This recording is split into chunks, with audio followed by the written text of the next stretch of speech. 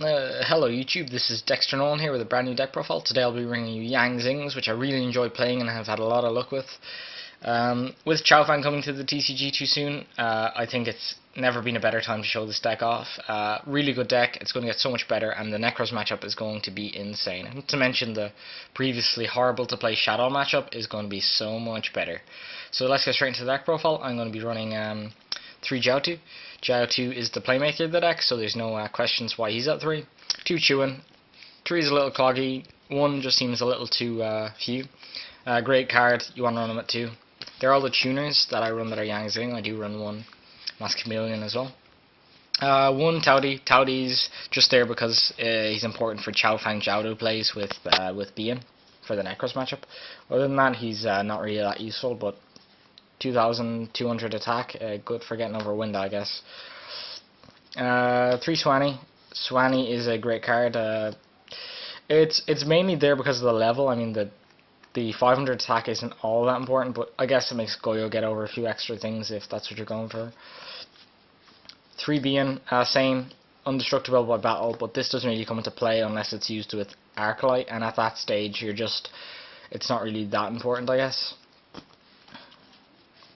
3 Bian, because it makes it immune to traps and also important for the Necros matchup to make Chaofan stop water effects. Great card all around, but you know, kind of weakish. And last but not least, for the YangZings, 1 Paolo. Paolo's probably weakest because the level 1, but immune to spells is so good, you kind of have to run him. And 1 Mask Chameleon. Mask Chameleon allows instant level 7 and 8 synchros, which are Crimson Bladers or Baxias or Yahtzees or whatever. For the spells, I run 2 Duality. This deck doesn't really special summon that much, despite what you may think. Unless you're going for a Jiaotu play or a big synchro play, most time you'll just be setting something and wait for your opponent to play. This deck is very reactive rather than proactive. It doesn't make a lot of plays in its own, but rather lets your opponent interact and make them for you. 2 Pod Jolly. 3 Path. Path is very important. It's pretty much a pot of greed that recycles, but not as useful. Of course, adding back a YangZing monster like a Yahtzee or Baxia to your extra deck is really, really useful. It allows you to use the same copies. I run 2 of both, but yeah, you could arguably get away with running 1 of each with Path in the deck. 1 Regeki and 1 Dark Hole. I'm a big fan of Dark Hole in this deck because it allows your own monsters to float anyways. But it's really good this format regardless against pretty much every deck. If your deck isn't Necro, you should be running Dark Hole. It allows you to push through no matter what your opponent does, and just such a great card. Force them to use a Volk or something. And Mind Control is great in this deck because it's a synchro deck. Just steal their monster and sync with it no matter what it is really. With Chewin in this deck, you can just take whatever big monster they have, whether it's a Trish or even say a Unicorn, and just sync with it for 5 or 10. I run as a meta call 2 Mind Crush. Mind Crush is great. Mistake's also pretty good, but I'm not a huge fan of it in this deck. I might use it to the side depending on what my matchups are.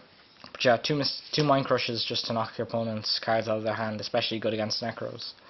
1 Bottomless, 1 Torrential, 1 Ring of Destruction, 1 compulsory activation device. I think these are very important stable back rows for control decks, Torrential especially because of YangZings being able to float regardless. Ring Destruction's back at 1, so great card to use, and Compulsive and Bottomless are also good in their respective matchups. I run 3 Fiendish Chain because it's extremely useful in this deck. The one thing this deck suffers from is effects. You can make your monsters immune to spells and traps and everything else, but not effects. So I think Fiendish Chain is very important in this deck. Creation turns your floating into super cool floating. Instead of being replacing themselves, you get an extra one. So say your Paolu dies, instead of just getting a Bian from the deck, now you get a Bian and a Suani. It's such good plussing, especially if your opponent doesn't deal with it straight away. One Solemn Warning and one Vandy's Emptiness, because you don't want your opponent to resolve Shadow Fusion, not until Xiaofang comes out.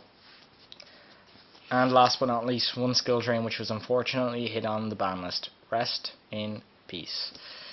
Yeah, Skill Drain's pretty great, especially against certain matchups. I'd slide it out, honestly, if you're against stuff that doesn't really need the monster on-field effects. Maybe Shadow or something, it might be useful to slide it out against, but I think it's a great card all around.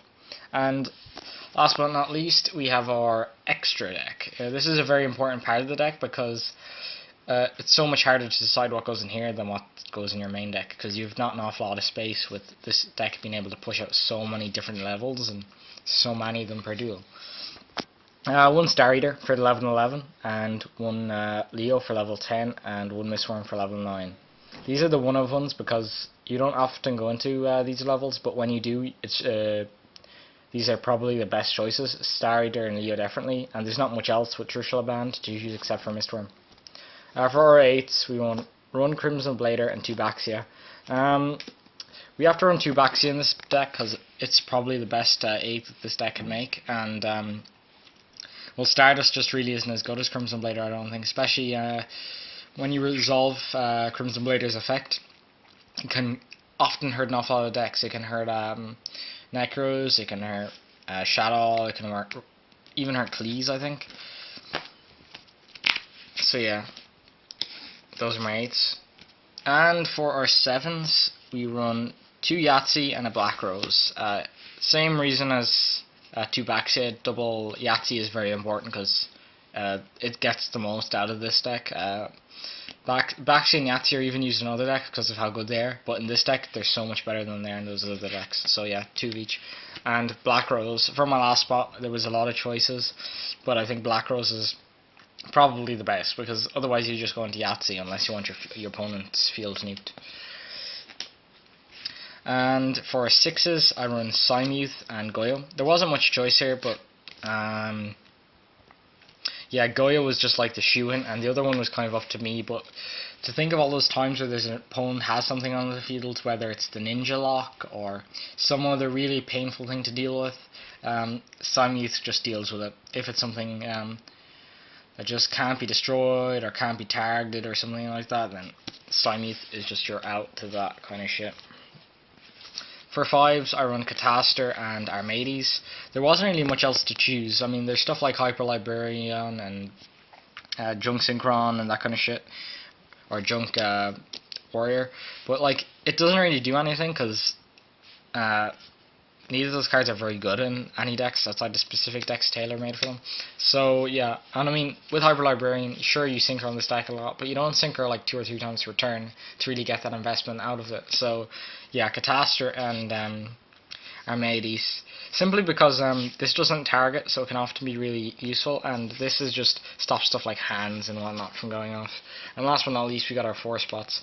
I'm thinking about taking this out for a Balmond, but this card is just so useful for dealing that last chunk of damage or getting over a problematic card. So I do run this one card for those situations, and Arc is like just so good. Arclight, it's really good when it's made by Being, because it's immune to destruction, and it's pretty much like a floodgate that can't be destroyed. It's just so good, especially against certain decks this format. So yeah, thank you very much for watching, guys, and I hope you enjoyed my YangZing deck list and deck profile. If you have any questions about the list, just comment below, or if you have a problem with the list or wish to say something that I should change, just comment below. And if you do like the video, feel free to leave a like, and if you do want to see further content from me, please subscribe. Thank you very much for watching, YouTube. Dextron out.